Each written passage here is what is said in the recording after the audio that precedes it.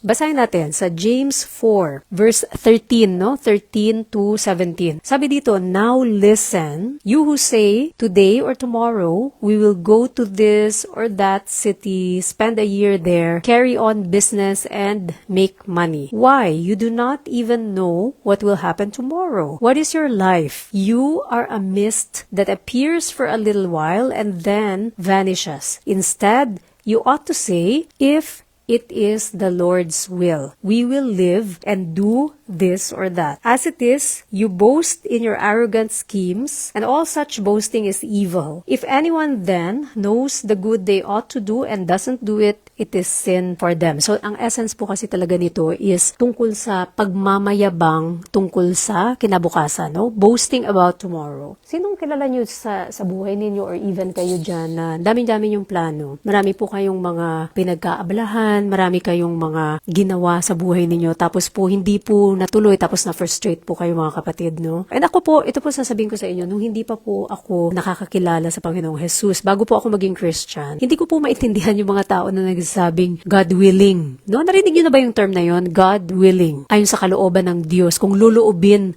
ng Lord. Yan po ay very foreign sa aking pandinig, mga kapatid. Sino po sa inyo? Yung pag narinig niyo yan na God willing o kaya kung luobin ng Lord, parang weird for you, no? Kunyari, nagkukwento ka sa kanya tungkol sa mga plano, tapos sasabihin niya, luobin ng Lord. O kaya sabihin niya, God willing. Tapos para kang mapapatingin kang ganun. Kasi, hindi ko pa kasi no naiintindihan, mga kapatid, na tayo pala, pwede tayong gumawa ng goals. Maaaring marami kang plano, maaaring marami kang goals sa buhay, pero kapag hindi mo in-include doon sa iyong goal setting ang Panginoon, yung mga plano mo talaga, maaari po siyang hindi matuloy, maaaring mabulilyaso. The sad thing about that is, pag nangyari yun, para kang tinanggalan ng carpet sa ilalim mo, no? O kaya para kang tinanggalan ng kinatatayuan mo, no? Huwag po tayong gagawa ng mga plano, lalong-lalo na yung mga long-term plans. For example, pagtatayo ng negosyo, pag-i-immigrate sa ibang bansa, or even pag-aasawa, or even paglilipat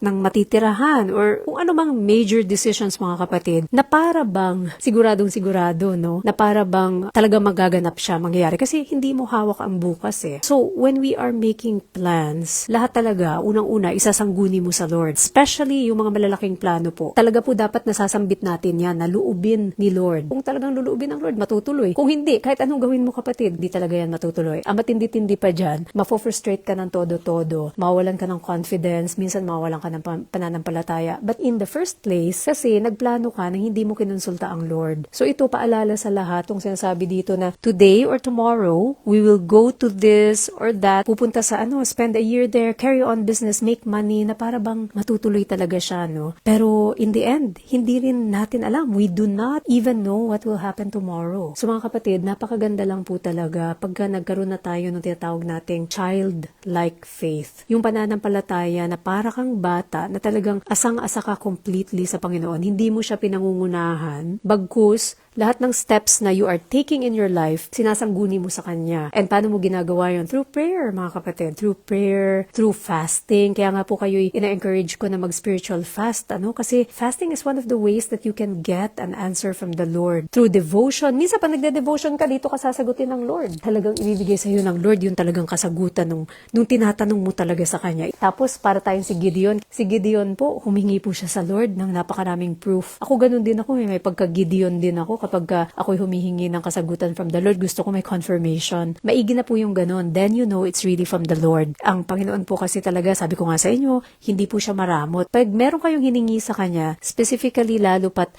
yan ay aligned sa Kanyang kalooban, sasagutin niya po kayo. Pwedeng gumamit ang Lord ng ibang tao to confirm. Pwede siyang gumamit ng Kanyang salita. Pwedeng gumamit ang Lord ng circumstances. Maraming pamamaraan na ginagamit ang Lord to confirm to you yung Kanyang kalooban. Pero mga kapatid, let us not act na para bang hawak natin yung bukas, kasi hindi po natin hawak ang bukas. Sa mga lahat ng ating gagawin, lahat ng ating endeavors, kung tayo magpaplano, kung tayo po ay may mga tatahaking landas, mga major decisions na gagawin po natin, sabihin po natin, ayon sa kalooban ng Panginoon, matutuloy ito kung loloobin ng Lord, and then we pray about it. We pray to the Lord. Yun lang po talaga yung way, mga kapatid. The moment you take the Lord out of the equation, sa kahit anong plano ng buhay mo, I'm going to guarantee sa'yo, kung may aberya mang mangyari, mas mahirap po siya. Unang-una, i-guide ka na kasi talaga ng Lord. May mga ipapadala siya sa'yo na senyales na hindi yan anak. May mga isasara siyang pinto eh. Kumpara naman sa'yo, ang dami niyang pagbubuksan na pinto, no? Pero yun nga, it comes with the humble heart. Yung puso mapagkumbaba na nagsasabi na hindi mo alam ang lahat, number 1, hindi mo hawak ang bukas, number 2, at si Lord lamang ang talaga nakakaalam ng lahat. Most of the time, maraming tao, they don't have that kasi hindi nila kilala ang Lord. Kaya nga, pag naririnig nila yung word na loobin ng Lord o kaya yung God willing, hindi nila maintindihan yun. So ngayon pa lang, I'm saying these words to you para ikaw mismo mabukas na yung bokabularyo mo dun sa mga salitang yun. Kasi kapatid, yan yung magic formula.